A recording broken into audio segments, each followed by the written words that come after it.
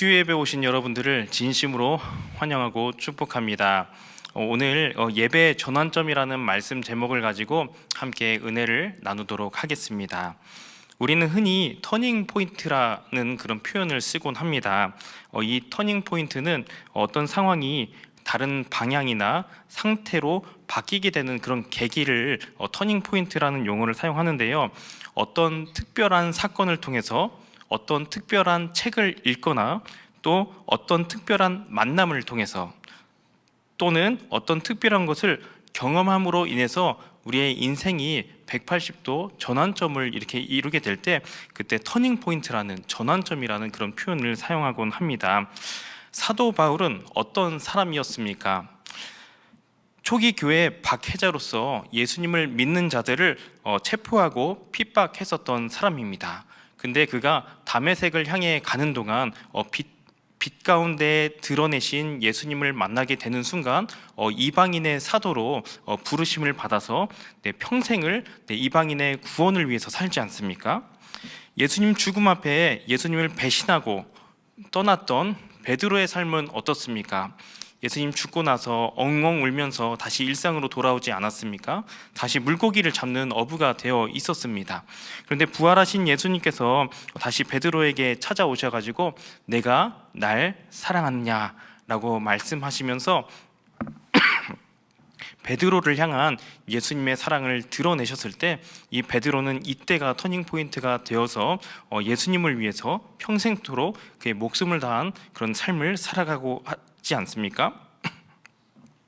우리가 이 자리에 함께 예배를 드리고 있을 수 있는 이유가 무엇인가요? 지난 시간 예수님을 통하여서 인생의 전환점을 맞이한 경험이 있기 때문에 하나님께 감사함으로 우리가 이 자리에 나올 수 있는 거지 않겠습니까? 오늘 말씀을 통하여서 지난 시간에 메말랐던 우리의 심령을 만져주시고 회복시켜 주셨던 하나님의 은혜를 다시 한번 기억하며 이 은혜를 회복하는 시간이 되시기를 주님의 이름으로 축복합니다. 요한복음 4장은 예루살렘에 계시던 예수님께서 다시 갈릴리로 향하여서 가시는 길에 있었던 사건을 기록하고 있습니다. 오늘 내용의 중심 사건은 예수님께서 유대에서 갈릴리로 돌아가는 이 통로에 위치한 사마리아에서의 한 여인과의 만남에 대한 내용입니다. 근데 오늘 말씀을 통해서 예수님 만남 사건을 통해서 점점 변화되어져 가는 이 여인에게 초점을 맞추어 가지고 우리가 함께 말씀을 묵상하고자 합니다. 예수님과 제자들은 갈릴리로 돌아가면서 사마리아를 통과하게 되었습니다. 사마리아 땅은 예루살렘에서 갈릴리로 가는 가장 빠른 길이라고 할 수 있습니다. 그러나 대부분의 유대인들은요, 이 사마리아 땅을 피해서 갔는데요. 그 이유는 이 사마리아 땅을 부정하게 이렇게 보았기 때문입니다. 사마리아인들을 이들이 부정하게 여겼던 이유가 무엇일까요? 북이스라엘은 사마리아에 속하는 이 북이스라엘은 아수르에 의해서 멸망을 당했었습니다. 이때 아수르는 북이스라엘에 수많은 이방인들을 유입시키는데요. 결국 북이스라엘은 이방인과의 결혼이 속출하게 되었고 더 이상 순수한 유대인들이 남아있는 것이 아니라 혼혈 민족이 되었기 때문에 이 유대인들이 이 사마리아 사람들을 부정하게 여겼던 것입니다. 이 유대인들은 이들을 부정하게 여겼을 뿐만 아니라 사람 취급도 하지 않을 정도로 이들의 관계는 많이 무너져 있었습니다. 유대인들은 사마리아인의 부정함을 피하기 위해서 저 요단강을 건너서 동편으로 여행하는 긴 경로로 갈릴리와 예루살렘을 왔다 갔다 했던 것입니다. 그런데 오늘 본문 4절 말씀에 보면은 예수님께서 사마리아를 통과하여야 하겠는지라라고 말씀하시는 것을 볼 수 있습니다. 여기서 통과하여야라는 말은 신적 필연성을 의미합니다. 즉, 이 사마리아의 이 여정이 하나님의 주권적이고 섭리적인 계획에 따른 것이었음을 의미하는 것입니다. 그렇습니다. 유대인들이 그토록 부정하다고 생각했었고 멸시했었던 그 땅 가운데 하나님의 계획하심이 있었고 하나님의 섭리 가운데 예수님과 제자들이 그 땅을 향하고 있었던 것입니다. 그렇다면 예수님께서 이 사마리아 땅을 기필코 통과해야 했었던 이유가 무엇이었을까요? 우리 6절 말씀을 함께 읽어 보겠습니다. 거기 또 야곱의 우물이 있더라.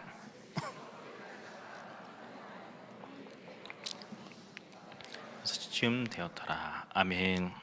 예수님께서는 제자들과 함께 사마리아에 이르기까지 오랜 시간이 걸렸기 때문에 몹시 피곤한 상태에 계셨습니다.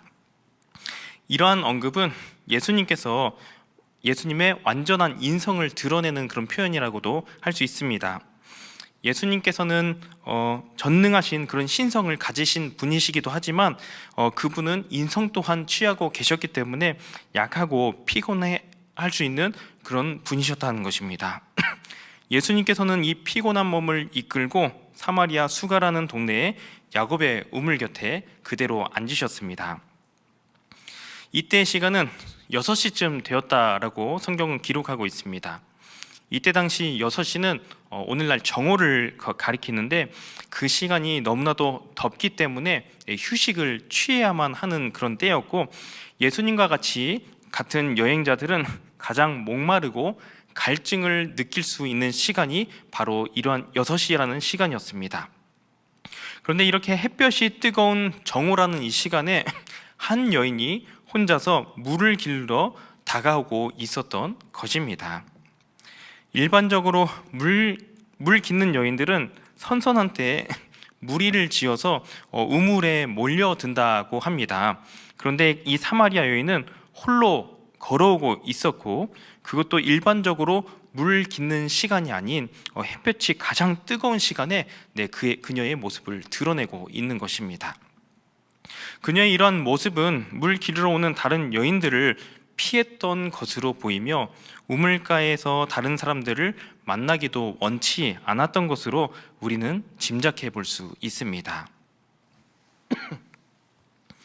그런 그녀가 우물 곁에 다가왔을 때 한 남자가 앉아 있는 것을 보니 얼마나 깜짝 놀랐을까요?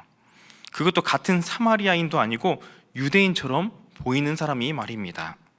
이러한 그녀에게 예수님께서 말을 걸기 시작하시는데요. 그 첫 마디가 무엇이었을까요? 우리 7절 말씀을 함께 읽어보겠습니다. 사마리아 여자 한 사람. 아멘.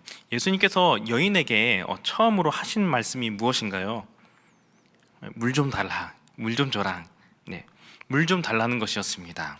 안 그래도 다른 사람의 시선을 피해서 가장 인적이 드문 시간에 가장 뜨거운 시간에 땀을 뻘뻘 흘리면서 우물가에 왔는데 어느 유대인 남자가 물을 좀 달라고 하니 엎친 데 덮친 격으로 그녀의 당혹스러움은 극에 달했을 것입니다.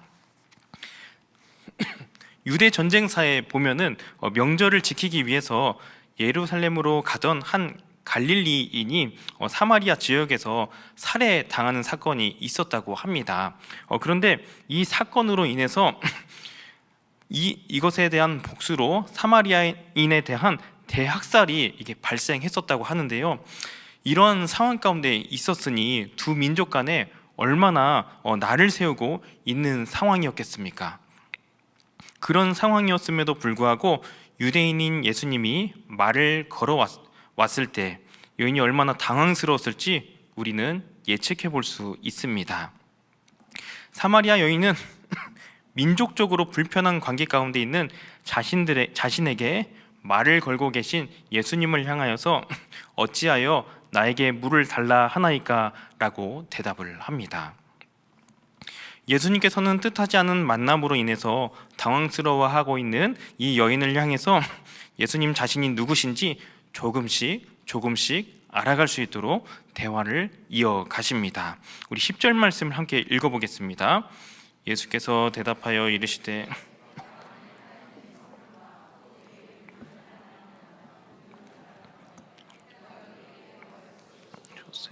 술 주었으리라. 아멘. 예수님께서는 왜 자신에게 물을 달라고 하는지 물어보는 여인의 질문에 예수님의 정체성에 관련된 대답으로 이어가시는 것을 볼 수 있습니다. 만약 이 여인이 하나님의 선물이 무엇인지 알고 자신 앞에 계신 분이 누구인지 분명히 알았다면 그녀는 예수님을 향하여 무엇인가를 구했을 것이라고 말씀하십니다. 이때 예수님께서 그녀에게 무엇을 주었을 것이라고 말씀하시고 계시죠? 바로 생수입니다. 예수님께서 말씀하시는 이 생수의 의미는 무엇일까요? 그냥 시원하고 깨끗한 물을 의미하는 것이었을까요? 예수님께서 말씀하신 이 생수의 의미는 영적인 물, 즉 생명의 물을 의미하며 영생의 나라에 들어가는 자격을 의미하기도 합니다. 예수님의 대답을 다시 정리해보자면 내 앞에 있는 나는 영원한 생명, 영생을 주는 자라고 말씀하고 계신 것입니다. 예수님께서는 자신의 정체성을 이렇게 드러내시지만 여인은 아직 예수님께서 말씀하신 이 생수의 의미가 육신의 목마름을 해결해 줄 수 있는 생수에 머물러 있었습니다. 사실 낯선 사람이 와서 예수님 같은 이야기를 했다면 아무도 그 의미를 몰랐을 것입니다. 여인이 예수님을 향하여 물 기를 그릇도 없으면서 어떻게 이 깊은 우물에서 생수를 구해줄 수 있느냐고 되묻자 예수님께서는 조금 더 구체적으로 예수님께 주실 이 생수의 의미를 설명해 주십니다. 우리 요한복음 4장 13, 14절 말씀을 함께 읽어보겠습니다. 예수께서 대답하여 이르시되 이 물을 마신 자마다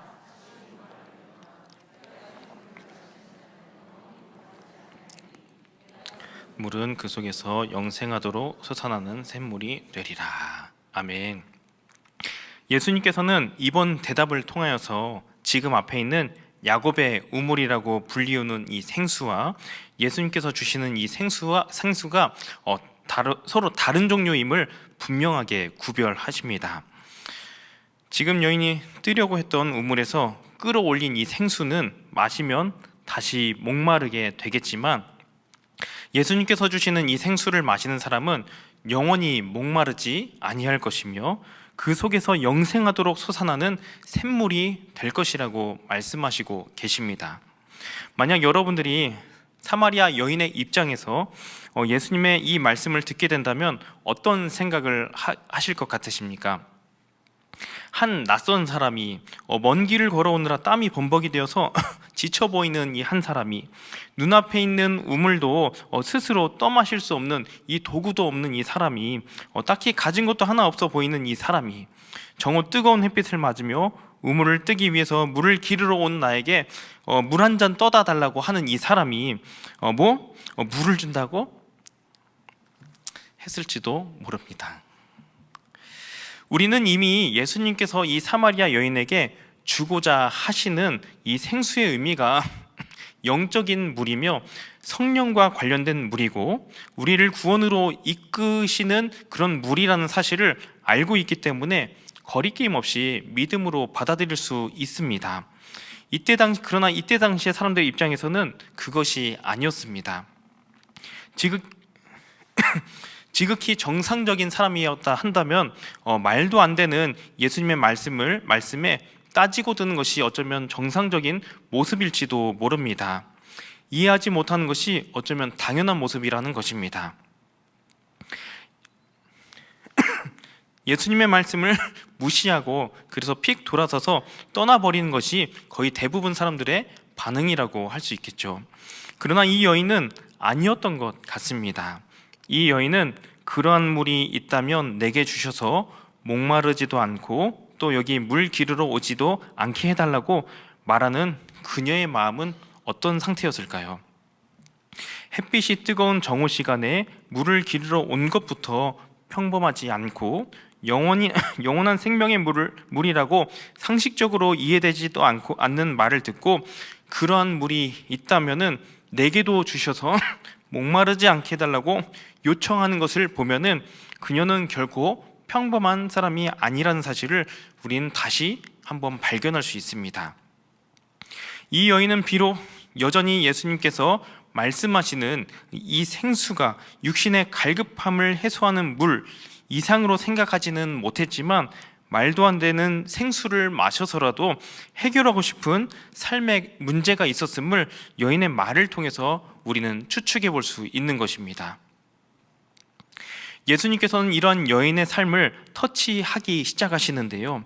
예수님께서는 여인에게 내 남편을 불러오라고 말씀하십니다. 그러나 이 여인은 퉁명스럽게 나는 남편이 없습니다 라고 이야기합니다. 아마도 예수님의 요구를 단번에 끊어버리고자 하는 그런 여인의 노력이 담겨 있었던 것 같습니다. 이런 여인을 향해서 예수님께서는 온유하고 긍휼 어린 태도로 그녀의 삶을 드러내기 시작하십니다. 우리 17, 18절 말씀을 함께 읽어보겠습니다. 내가 남편이 없다 하는 말이 옳도다.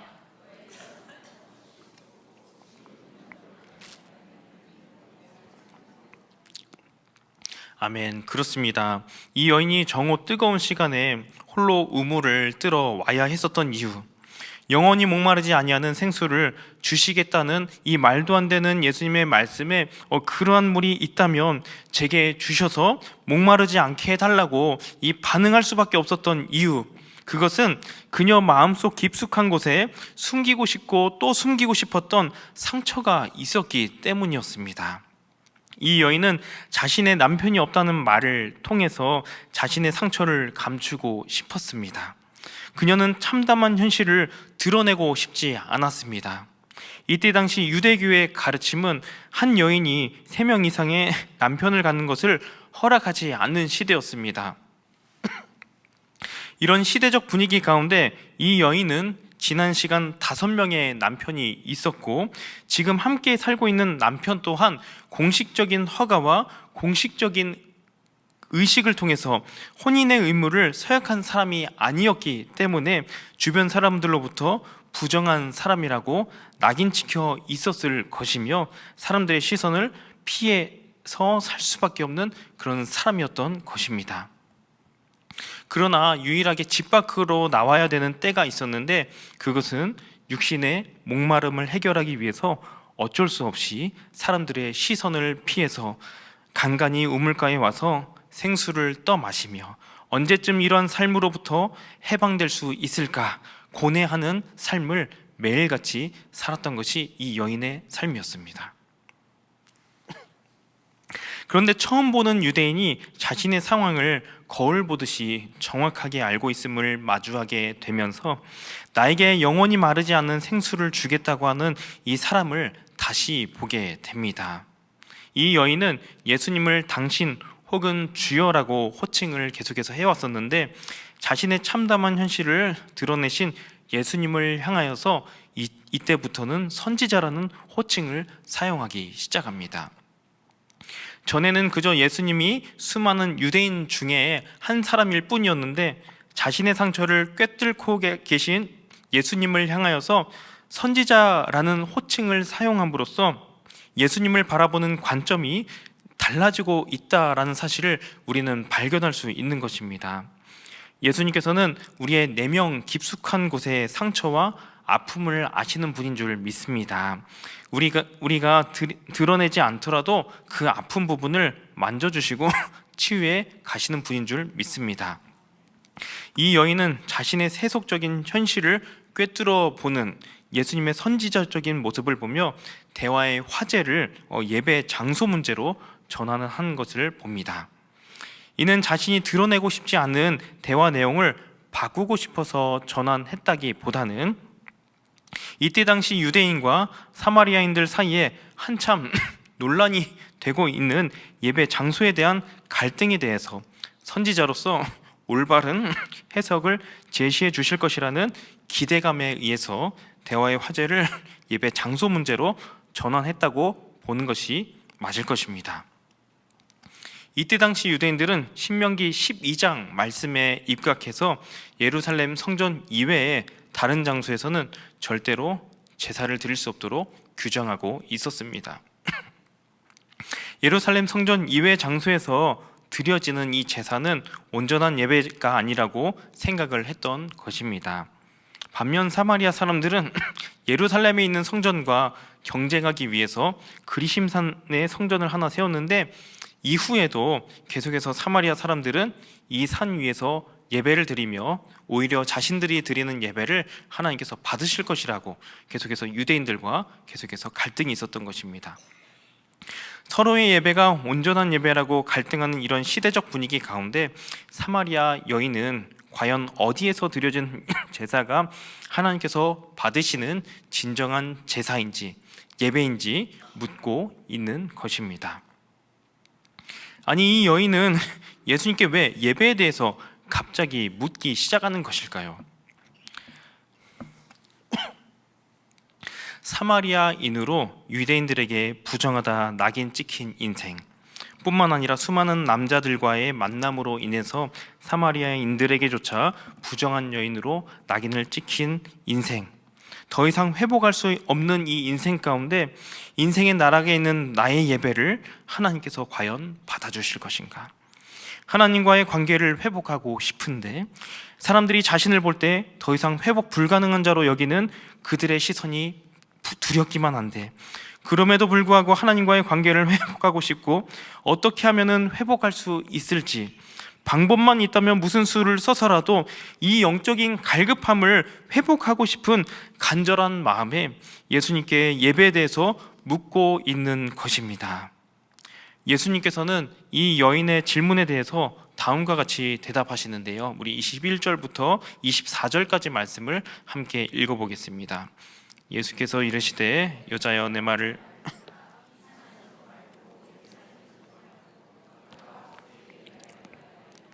너희는 알지 못하는 것을 예배하고 우리는 아는 것을 예배하노니 이는 구원이 유대인에게서 남이라. 아버지께 참되게 예배하는 자들은 영과 진리로 예배할 때가 오나니 곧 이때라. 아버지께서는 자기에게 이렇게 예배하는 자들을 찾으시느니라.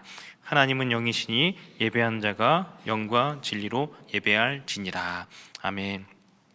예수님께서는 참 예배는 장소가 중요한 것이 아니라고 말씀하십니다.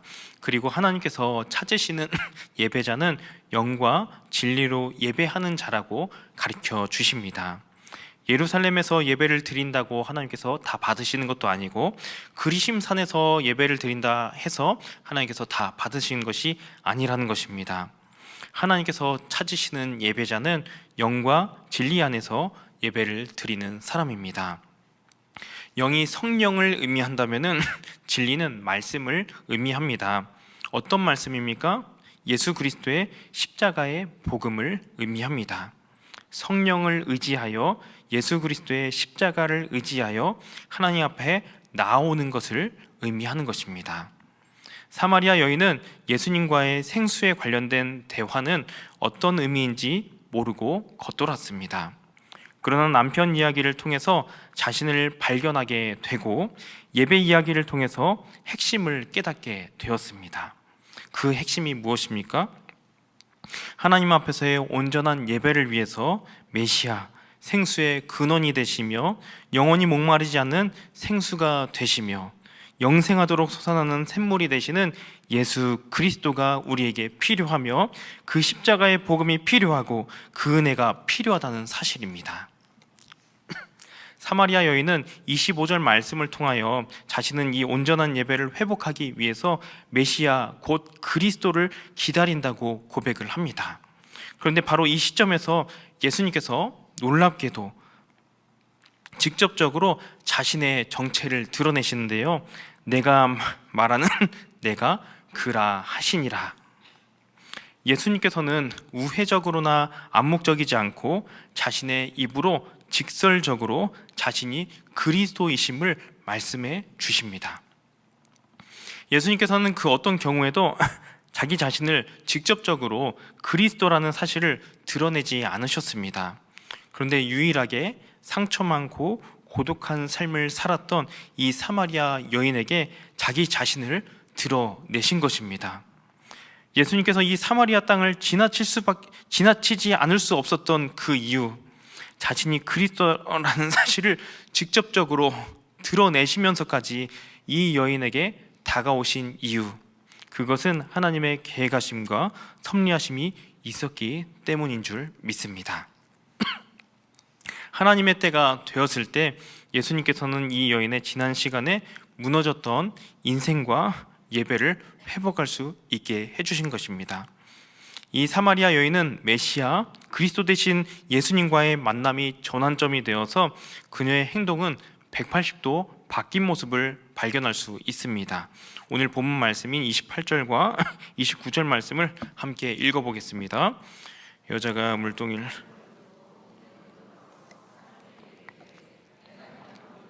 내가 많은 사람을 와서 보라 그리스도가 아니냐. 아멘. 이 사마리아 여인은 예수님과의 만남을 통해서 우물가에 왔던 자신의 세속적인 목적을 일순간에 잊고 말았습니다.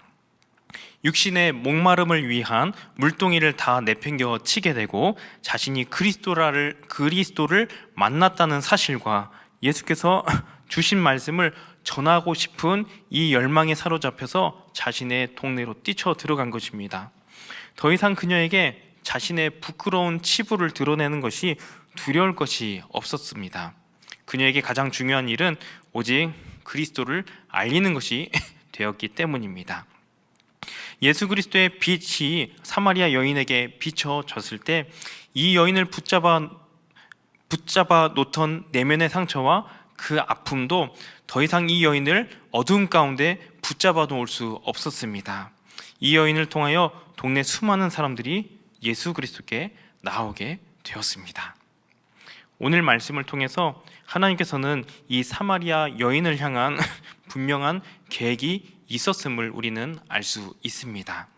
이 계획은 태초 전부터 계획된 것이며 하나님의 때가 되었을 때 이 여인을 만나주심으로 이 여인을 변화시켜 가는 과정을 우리는 함께 나누었습니다. 예배의 전환점, 오늘 말씀 제목과 같이 사마리아 여인 인생의 전환점은 예수님과의 만남이었습니다. 비록 예수님께서 다가오셔서 생수 이야기를 나눌 때에는 그 생수의 의미를 이해하지는 못했습니다. 그러나 기진맥진해 보이는 이 한 유대인이 자신에게 구하면 영원히 목마르지 않은 샘물, 영생하도록 솟아나는 샘물을 주겠다는 말도 안 되는 소리를 들으면서도 그녀의 영적인 상태는 그것마저도 붙들고 싶은 갈급한 마음이 있었습니다. 비록 이해되지는 않는 소리지만 이것마저라도 붙잡고 싶었던 것입니다. 예수님께서 그녀의 아픈 부분을 터치하시며 그녀의 모든 삶을 알고 계심을 깨닫게 되었을 때 예수님을 향한 호칭이 선지자로 바뀌는 것 또한 우리는 함께 살펴보았습니다. 예수님을 통하여 참된 예배의 의미를 깨닫게 되고 내 앞에 있는 분이 자신이 그토록 기다리던 메시아 그리스도이심을 깨닫고 확신하게 되었을 때 지난 시간 자신의 육적인 갈급함을 해소해 주던 물동이라는 도구는 던져놓고 마을로 들어가 영원히 목마르지 않는 샘물을 주시는 예수님을 사람들에게 전하는 여인의 모습을 우리는 발견합니다. 사랑하는 와우리교회 성도 여러분, 하나님께서는 우리 삶 또한 이와 같이 만져주신 은혜가 있기 때문에 우리가 이 자리에 나와 있는 줄 믿습니다. 이해되지 않고 받아들여지지 않았던 말씀을 믿음으로 받아들일 수 있는 은혜를 주시고 우리 내면 깊은 곳의 상처와 아픔, 죄악의 실상을 발견하게 하사 예수님의 십자가의 사랑으로 끌어안아 주시고 죄로 인하여 회복할 수 없을 것 같았던 하나님과의 관계를 회복시켜 주신 은혜에 대한 감격을 회복해 하심으로 인해서 우리 모두가 이 자리에 앉아 있는 줄 믿습니다. 우리가 하나님께 예배를 드리는 이유가 무엇입니까? 내 안의 죄성 때문에 잘 안 되는 거 너무나도 잘 알면서도 하나님 말씀 가운데 살아내고자 몸부림치는 이유가 무엇입니까? 아무리 전해도 변하지 않을 것 같은 사람들을 붙들고 계속해서 기도하며 전도하는 이유가 무엇입니까? 세상 사람들 앞에서 믿는 자로서의 정체성을 드러내게 되면 분명 손해되는 것을 알면서도 굳이 우리의 정체성을 드러내는 이유가 무엇입니까? 평일에 열심히 일하다가 교회에 와서 가장 총무로 주일학교 교사로 다양한 섬김의 자리에서 섬기는 이유가 무엇입니까? 갈급한 우리 영혼 가운데 먼저 다가와 주신 예수님의 크신 사랑을 우리가 먼저 경험했기 때문이지 않겠습니까? 유대인으로부터 그리고 사마리아인으로부터 죄인이라는 낙인이 찍혔음에도 불구하고 먼저 다가와 주신 예수님의 사랑을 미리 경험했기 때문인 줄 믿습니다. 우리에게 맡겨진 영혼들을 목양하고 이들을 위해서 기도하는 이유가 무엇입니까? 하나님의 때가 되었을 때 나에게 먼저 사랑으로 다가오셨던 예수님의 사랑이 이들에게도 반드시 임할 것을 믿기 때문입니다. 이러한 은혜를 경험한 자로서 오늘 말씀 속의 사마리아 여인과 같이 우리를 구원하신 예수 그리스도를 우리의 삶의 영역 가운데 전하는 삶을 살아가야 될 줄 믿습니다. 특별히 최근에 행복축제를 맞아요 태신자들을 초청하며 함께 말씀을 듣는 시간을 가졌습니다. 처음에는 그들이 무슨 말을 하는지 못 알아들을 수도 있으며 받아들이지 못할 수도 있습니다. 그러나 사마리아 여인에게 다가오셨던 예수님께서 이들에게 다가오시게 될 때 깨닫지 못했던 자들이 깨닫게 되고 내면의 깊은 상처와 아픔 그리고 죄악을 드러내어 회개케 하시고 하나님 앞에서의 참된 예배를 회복시키시는 하나님의 때가 분명히 올 줄 믿습니다. 예수님께서 만져주시는 그 은혜 가운데 그들의 예배가 회복되고 하나님과의 단절되었던 관계가 회복되어 이 세상 가운데 예수 그리스도라는 분명한 목적과 의지를 가지고 살아가는 성도로 세워져 가게 될 줄 믿습니다. 먼저 은혜를 입은 자로서 우리가 태신자들의 예배의 전환점이 속히 오기를 함께 기도해 주시기 바랍니다. 때를 따라 돕는 은혜로 우리와 함께 해주실 줄 믿습니다.